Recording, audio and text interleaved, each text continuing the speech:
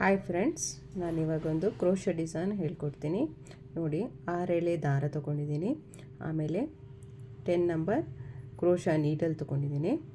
ಇವಾಗ ನಾನು ಒಂದು ಸ್ಯಾಂಪಲ್ ಪೀಸಿಗೆ ಯಾವ ಥರ ಕ್ರೋಶೆ ಡಿಸೈನ್ ಮಾಡ್ಬೋದು ಅಂತ ಹೇಳ್ಕೊಡ್ತೀನಿ. ನೋಡಿ, ಮೊದಲು 2 ಸಲ ಬಟ್ಟೆಗೆ ಲಾಕ್ ಮಾಡ್ಕೋಬೇಕು. ಆಮೇಲೆ 5 ಚೈನ್ ತೊಗೊಳ್ಬೇಕು.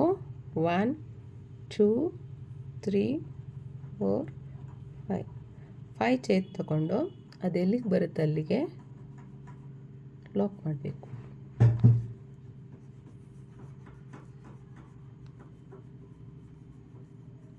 ನೋಡಿ, ಈ ಥರ ಲಾಕ್ ಆಯಿತು. ಇವಾಗ ದಾರಾನ ಸ್ವಲ್ಪ ಮೇಲೆ ಎಳ್ಕೊಂಡು ಒಂದು ಸಿಂಗಲ್ ಬೀಡ್ ಹಾಕಬೇಕು.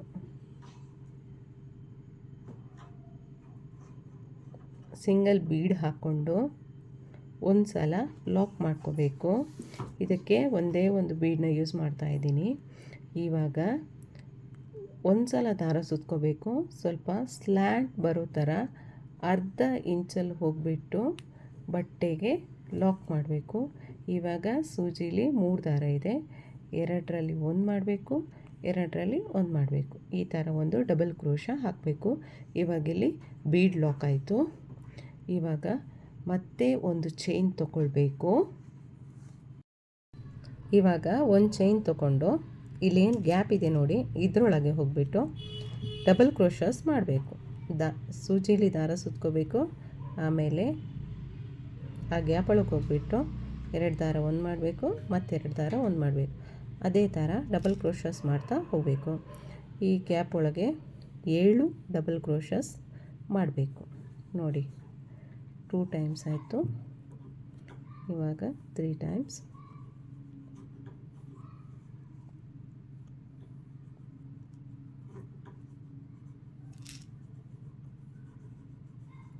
ಒಂದೇ ಒಂದು ಬೀಡ್ ಯೂಸ್ ಮಾಡಿಕೊಂಡು ನಾನಿದು ಕ್ರೋಶೆ ಡಿಸೈನ್ ಮಾಡ್ತಿದ್ದೀನಿ. ಕುಚ್ಚಬೇಕಾದ್ರೂ ಕಟ್ಕೋಬೋದು, ಅಥವಾ ಇದೇ ಡಿಸೈನ್ನ ಕಂಟಿನ್ಯೂ ಮಾಡ್ತಾ ಹೋಗಿ ವಿದೌಟ್ ಕುಚ್ಚು ಬೇಕಾದರೂ ಮಾಡ್ಬೋದು. ತುಂಬ ಚೆನ್ನಾಗಿ ಕಾಣಿಸುತ್ತೆ. ಬೇಗ ಆಗೋಗ್ಬಿಡುತ್ತೆ.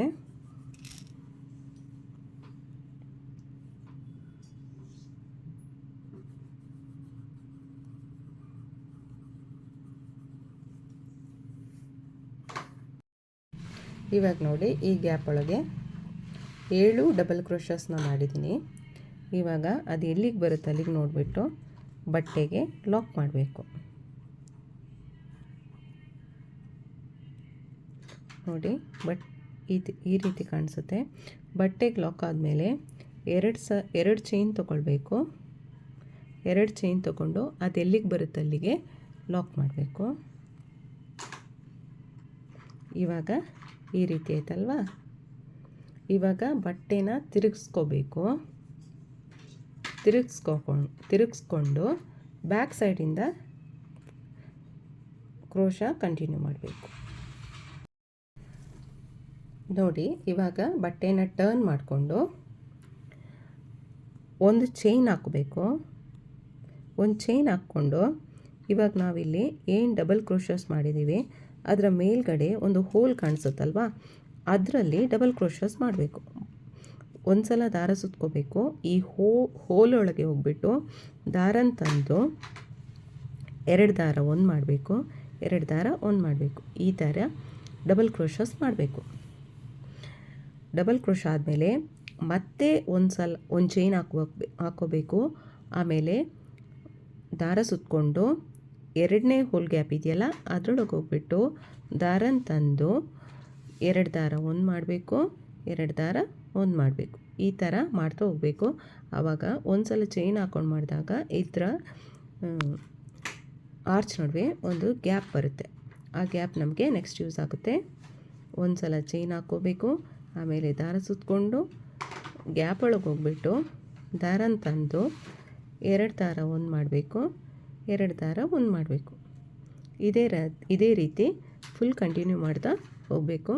ಇಲ್ಲಿ ಡಬಲ್ ಕ್ರೋಶಸ್ ಇದ್ದ ಕಡೆ ನೀವು ಟ್ರಿಪಲ್ ಕ್ರೋಶೆ ಬೇಕಾದರೂ ಹಾಕೋಬೋದು. ಆವಾಗ ಆರ್ಚಸ್ ತುಂಬ ದೊಡ್ಡದಾಗಿ ಕಾಣಿಸುತ್ತೆ, ಡಬಲ್ ಹಾಕಿದರೂ ಚೆನ್ನಾಗೇ ಕಾಣಿಸುತ್ತೆ, ಬಟ್ ಸ್ವಲ್ಪ ಚಿಕ್ಕದಾಗಿ ಕಾಣಿಸುತ್ತೆ, ಅಷ್ಟೇ ಡಿಫ್ರೆನ್ಸ್. ಇವಾಗ ನೋಡಿ ಈ ಥರ ಕಾಣಿಸುತ್ತೆ. ಇವಾಗ ಬಟ್ಟೆನ ಮತ್ತೆ ತಿರ್ಸ್ಕೊಂಡು ಇವಾಗ 2 ಚೈನ್ ಹಾಕ್ಕೋಬೇಕು.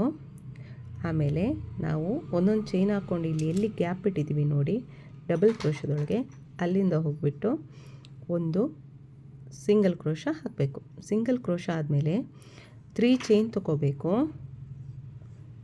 3 ಚೈನ್ ತೊಗೊಂಡು ನಾವಿವಾಗ ಎಲ್ಲಿ ಸಿಂಗಲ್ ಕ್ರೋಶ ಮಾಡಿದ್ವಿ ನೋಡಿ ಅದೇ ಗ್ಯಾಪಲ್ಲಿ ಹೋಗಿಬಿಟ್ಟು ಮತ್ತೆ ಒಂದು ಸಿಂಗಲ್ ಕ್ರೋಶಸ್ ಮಾಡಬೇಕು. ಆವಾಗ ಇಲ್ಲಿ ಒಂದು ಪೆಟಲ್ ಥರ ಕಾಣಿಸುತ್ತೆ.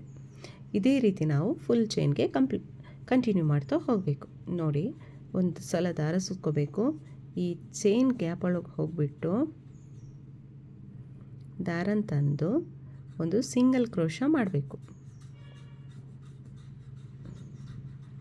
ಸಿಂಗಲ್ ಕ್ರೋಶ ಆದಮೇಲೆ 3 ಸಲ ಚೈನ್ ಹಾಕ್ಕೋಬೇಕು. ಚೈನ್ ಹಾಕ್ಕೊಂಡು ಅದೇ ಗ್ಯಾಪಲ್ಲಿ ಹೋಗಿಬಿಟ್ಟು ದಾರನ ತಂದು ಮತ್ತೆ ಒಂದು ಸಿಂಗಲ್ ಕ್ರೋಶಸ್ ಮಾಡಬೇಕು. ನೋಡಿ ಈ ಥರ ಒಂದು ಫ್ರಿಲ್ ಥರ ಕಾಣಿಸುತ್ತೆ. ಇದೇ ಥರ ಕಂಟಿನ್ಯೂ ಮಾಡ್ತಾ ಹೋಗಬೇಕು. ಇವಾಗ ನೋಡಿ ಪೆಟಲ್ಸ್ ಆದಮೇಲೆ ಈ ಥರ ಕಾಣಿಸುತ್ತೆ. ಇವಾಗ ಇದು ಎಲ್ಲಿಗೆ ಬರುತ್ತೆ ಅಲ್ಲಿಗೆ ಲಾಕ್ ಮಾಡ್ಕೋಬೇಕು. ಲಾಕ್ ಮಾಡ್ಕೊಂಡಾದಮೇಲೆ ಬಟ್ಟೆಗೆ ಒಂದು ಸಿಂಗಲ್ ಕ್ರೋಶ ಹಾಕಬೇಕು.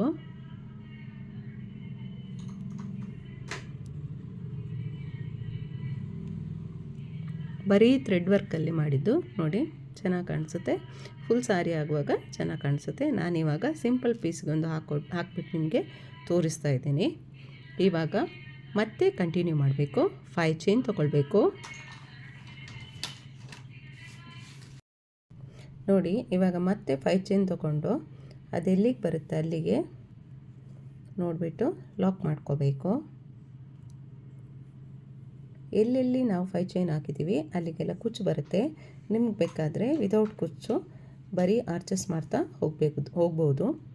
5 ಚೈನ್ ಆಗಿ ಲಾಕ್ ಆದಮೇಲೆ ಒಂದು ಸಿಂಗಲ್ ಕ್ರೋಶ ಹಾಕಬೇಕು. ನೋಡಿ ಸಿಂಗಲ್ ಕ್ರೋಶ ಆದಮೇಲೆ ದಾರನ ಸ್ವಲ್ಪ ಎಳ್ಕೊಂಡು ಒಂದು ಬೀಡ್ ಹಾಕಬೇಕು.